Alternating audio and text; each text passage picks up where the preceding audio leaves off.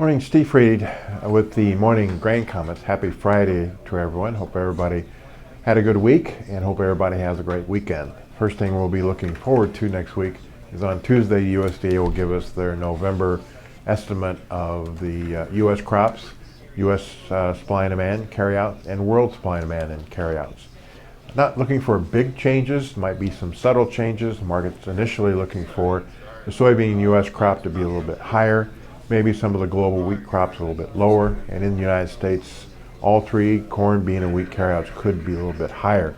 It is interesting in that 8 of the last 9 years, the USDA has actually raised the U.S. corn crop in November, but by a small amount, just about 50 million bushels.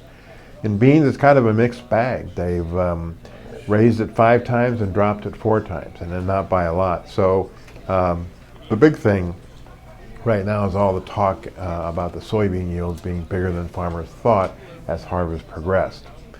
Overnight, prices mixed, beans up a little bit, corn unchanged, wheat down a little bit, the dollar's higher and crude's lower.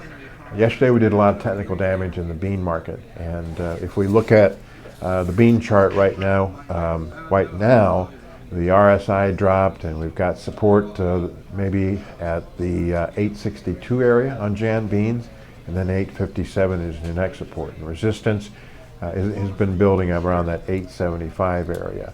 The USDA continues to project lows maybe in the 850 to 840 area, and highs maybe next year could be as high as $9 or $9.50 depending upon South American weather.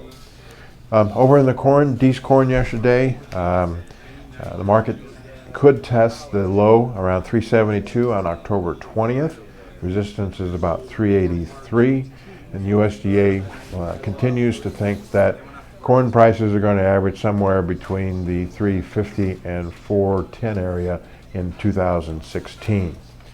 As far as the wheat market is concerned, D's wheat continues to hold near the resistance area.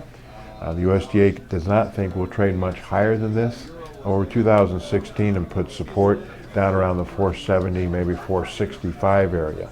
A lot of talk about the big spread between Chicago wheat over Kansas City and Chicago wheat over corn.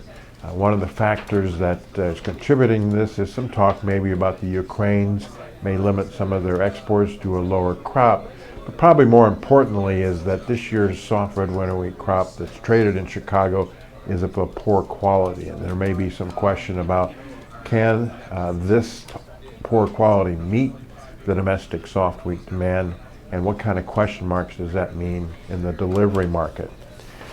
Other than that, Brazil is talking about having a truckers independent strike on Monday. We'll see the impact on that.